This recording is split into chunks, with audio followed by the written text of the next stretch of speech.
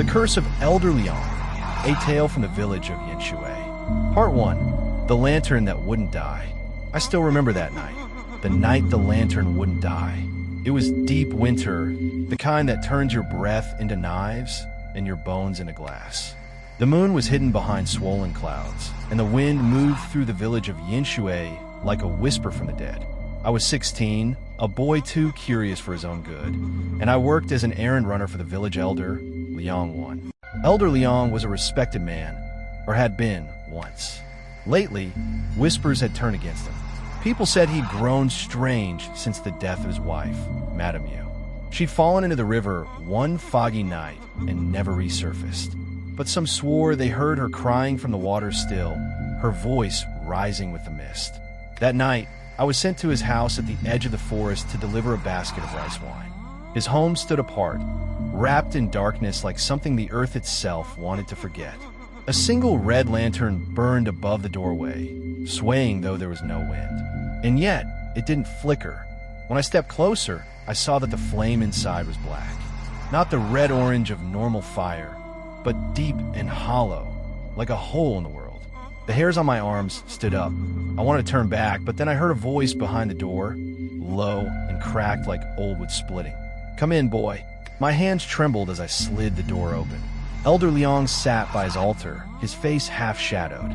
On the table before him were 2 bowls of wine, and beside them, a woman's hairpin, still glistening wet. Part 2, the widow's return.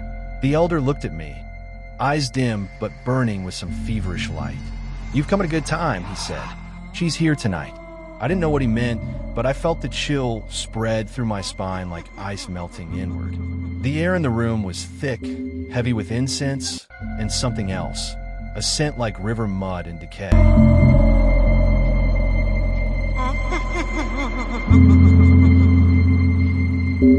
He gestured to the second bowl of wine. "For my wife," he whispered. "You should greet her too." I almost laughed, thinking it a cruel joke, but before I could speak, a sound rippled through the house. The boards groaned, the lanterns hissed, and from the back room came the sound of dripping water, steady, slow, and cold. Then I saw it, a trail of wet footprints, pale and glistening, seeping out of the darkness. They stopped just behind Elder Liang. He smiled, tears spilling down his wrinkled face. "You came back to me." The air turned colder. My breath came out white, and as he lifted his head, I saw something impossible, a woman's shadow on the wall behind him, though no one stood there. Her shape was tall, her hair loose and floating as if underwater. The shadow reached its hand toward him, and I swear to the gods, his skin began to sink where it touched, as if invisible fingers were pressing into his flesh. I ran. I dropped the basket, tore through the snow, and didn't stop until the village roofs appeared ahead like jagged teeth against the sky. When I told my mother what I'd seen, she slapped me hard and hissed, "Never speak of this. The elder's grief is not our curse." But that night, the black flame on the lantern still burned in my dreams. Part 3, the River Bride. A week later, Elder Liang was found dead. They said he drowned in his sleep, lungs full of river water, though his bed was dry. The villagers whispered that, "Madam, you had come for him at last." They burned incense by the riverbank, leaving offerings of lotus flowers and rice, but the waters only grew darker. I was chosen, along with a few men, to help bury him. I didn't want to go, but refusal would bring shame. We dug his grave behind his house, near the bamboo grove. When the coffin was lowered, the air turned heavy with fog. One of the gravediggers, Chun Fu, spat and muttered.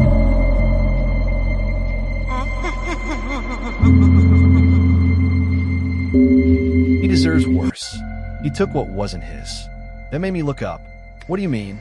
Chun Fu glanced around before whispering. "The elder killed her, you fool. Everyone knows it. He thought she was barren and cursed his name, so he drowned her in the river to be rid of her." My stomach twisted. The elder had always seemed stern, but murder? It couldn't be true. But then I remember the hairpin, the wet footprints.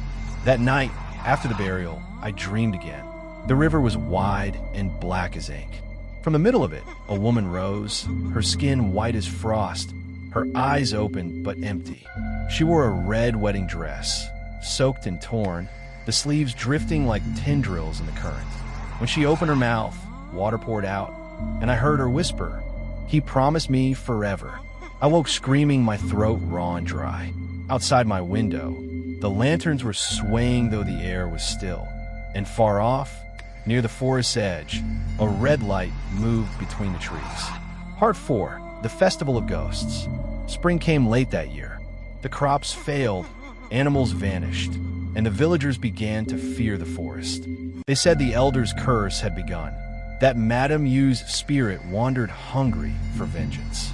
By the time the ghost festival approached, no one dared speak her name aloud. On the festival night, when the villagers lit floating lanterns for the dead, I saw something strange. Among the hundreds of lights drifting down the river, one lantern burned black again. It moved against the current, gliding upstream toward the village. And behind it rose a figure in red. The crowd didn't notice at first. The drums beat, children laughed, and the air shimmered with light. But then someone screamed. The laughter died. Every head turned toward the riverbank. She stood there, Madame Yu, her face pale and ruined.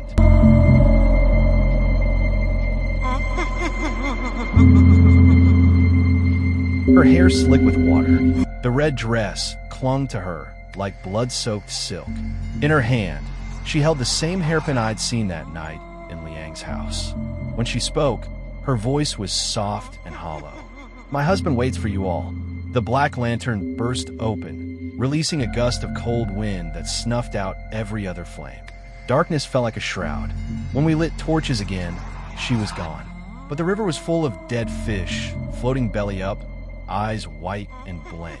After that night, the villagers began to vanish, one by one. They said those who heard the dripping sound outside their doors would be gone by morning. Part 5. The Last Lantern. By summer, Yanshui was nearly empty. Only a handful of us remained, clinging to prayers and salt charms that no longer worked. The forest crept closer each day, as if the land itself were giving up.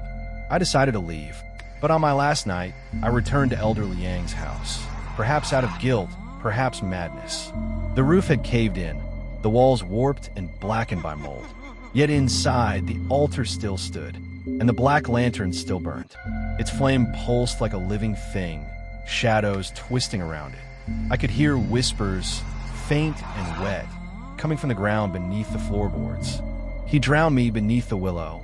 I knelt, heart hammering, and saw water seeping through the cracks. It pooled around my feet, cold as death. Then, through the warped boards, I saw eyes staring up, wide, milky, unblinking. I screamed and stumbled back, but the whisper followed me, rising into a wail that split the air. He lied, and so will you. The lantern flared. For a moment, I saw them both, Elder Liang and Madame Yu, standing together, faces half-rotted, holding hands like lovers. Then the flame exploded, drenching the room in darkness. When I awoke, I was outside, lying in the mud. The house was gone, burned to ash without smoke, without heat. Only the black lantern remained, floating above the ruins, flickering like a dying heart. I left Yanshui that morning. Years have passed since then, yet the memories follow me still. They say the village is nothing now, swallowed by the river.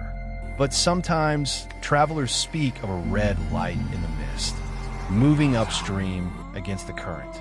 And if you listen closely, when the night is still and the water runs cold, you might hear a woman's voice whispering from beneath the surface. "He promised me forever. Then the lantern will appear. Its black flame waiting for someone new to burn."